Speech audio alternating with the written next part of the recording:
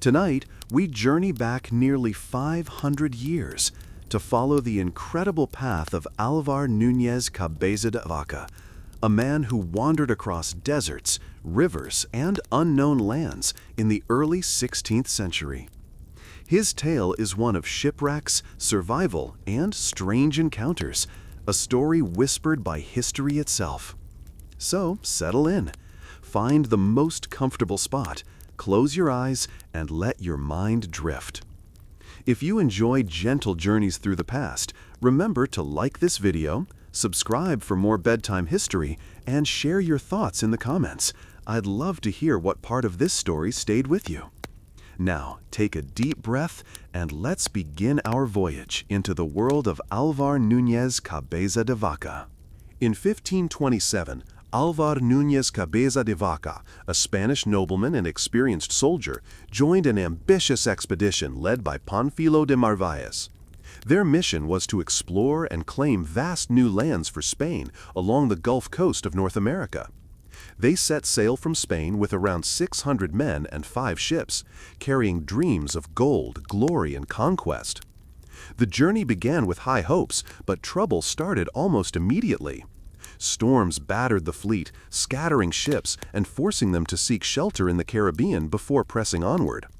Disease and hunger began to weaken the crew even before they reached Florida. By the time the expedition finally landed near Tampa Bay in 1528, they had already lost time, supplies, and several men. On land, they encountered dense swamps, relentless mosquitoes, and a humid climate that sapped their strength. Relations with the indigenous peoples quickly turned hostile, partly because of the Spanish demands for food and resources. The local terrain offered little in the way of easy hunting or farming, and soon hunger began to bite. Instead of retreating to the safety of their ships, Narváez made a fateful decision: to march inland in search of riches. Cabeza de Vaca, though skeptical, followed his orders. The men trudged for weeks through marshes and rivers, their armor rusting and their clothes in tatters. Supplies dwindled to almost nothing, and what little food they found, wild plants, roots, and occasional game, was never enough for hundreds of starving men. By the time they staggered back to the coast, exhausted and demoralized, they found that their ships were gone, separated by the tides and storms. With no way home and surrounded by an unfamiliar and hostile land, the expedition's hope for conquest was quickly turning into a desperate struggle for survival. With their ships gone and no clear way back to safety, Álvar Núñez Cabeza de Vaca and the surviving members of the Narváez expedition faced a grim choice: stay on the Florida coast and likely starve, or try to reach Spanish settlements in Mexico by sea. Lacking real ships, they began building crude rafts from timber, palm fiber, and anything they could scavenge. It took weeks of exhausting labor under the burning sun and constant threat from hostile tribes. When the rafts were finally ready, the men pushed off into the Gulf of Mexico, carrying only limited water and food. From the start, the voyage was a disaster. Storms blew them off course, currents scattered the rafts, and the men grew weak from thirst and hunger. After weeks adrift, Cabeza de Vaca's raft, along with a few others, washed ashore somewhere along the Texas coast in the fall of 1528. By then, most of the men were too weak to walk. Several died almost immediately after reaching land. The survivors were taken captive by local indigenous groups who saw little value in the starving strangers. Over the next few years, Cabeza de Vaca's life became one of constant hardship. He was enslaved by different tribes, forced to gather firewood, carry loads, and dig for edible roots. Many of the Spaniards who had landed with him perished from disease, exhaustion, or violence. He endured freezing winters without shelter, survived on meager scraps, and learned the hard lessons of life far from his homeland. It was during this period that Cabeza de Vaca began to adapt. He learned native languages, studied local customs, and slowly earned a place as a trader, moving between tribes with goods such as shells, hides, and medicinal herbs. Though still a captive, he gained more freedom of movement and began to understand that survival here would not come from force of arms, but from learning and adaptation. After years of hardship and forced labor, Álvar Núñez Cabeza de Vaca saw a chance for escape.